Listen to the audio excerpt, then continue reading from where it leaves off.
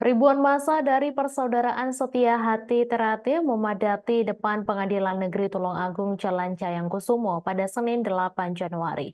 Kedatangan ribuan massa ini untuk memberi dukungan pada sidang pra-peradilan yang dimohonkan Lembaga Hukum dan Advokasi PSHT Cabang Tulungagung ke Polres Tulungagung.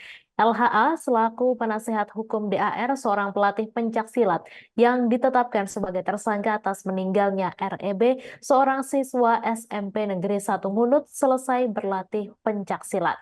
Informasi selengkapnya akan disampaikan langsung oleh wartawan Tribun Matraman, David Yohanes. Silakan rekan David. Ya, terima kasih, Mei. Tribuners, ribuan massa dari perguruan pencaksilat Persaudaraan Setia Hati Ternate atau PSHT memenuhi depan Pengadilan Negeri Kabupaten Tulungagung pada dengan dukungan moral pada proses sidang pra-peradilan yang diajukan oleh seorang tersangka dengan inisial DAR usia pelatih pencaksilat dari PSHT yang ditetapkan sebagai juga seorang siswa PSHT yang berinisial REB. REB ini meninggal pada 18 November tahun lalu saat selepas berlatih. Dan karena dukungan yang begitu besar, Jalan Cayangkusumo di depan Pengadilan Negeri Tulungagung mengalami kemacetan panjang. Jadi massa itu memenuhi dari depan Rumah Sakit Rawaspada hingga ke depan Pengadilan Kejaksaan Negeri Tulungagung dengan jarak sekitar 300 meter.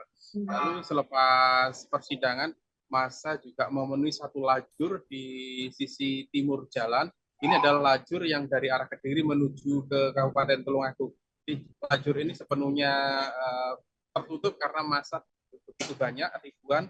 Dan sementara satu lajur yang ke arah Kediri, ke arah sebaliknya itu polisi harus mengatur dengan ekstra supaya bus-bus yang berangkat ke Surabaya bisa melewati massa ini. Dan selain itu polisi juga mengerahkan 300 personil untuk mengamankan ribuan massa, bukan hanya di depan PN Kabupaten Tulungagung, tapi juga sampai ke wilayah kota. Polisi menjaga setiap simpul jalan supaya tidak terjadi kemacetan dan massa yang begitu banyak ini tidak sampai mengganggu ketertiban umum.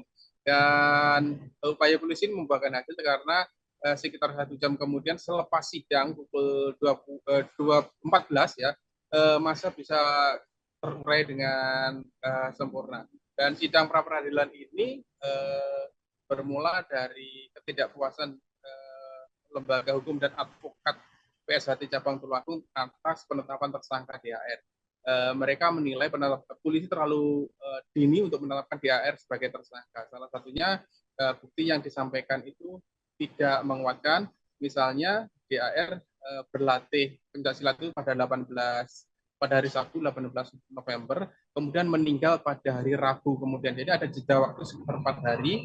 Karena itu dengan jeda waktu yang demikian panjang, mereka menilai tidak bisa mengkaitkan meninggalnya REB, meninggalnya korban ini dengan latihan pencaksilat yang dilakukan oleh DAR. Selain itu dari sisi surat-surat, mereka juga menilai ada cacat. Hari ini sidang kembali dilanjutkan dengan pemeriksaan surat-surat dan saksi. Ada 3 saksi yang dihadirkan oleh pihak tersangka dan sidang akan dilanjutkan hari Kamis mendatang dengan agenda kesimpulan masing-masing pihak.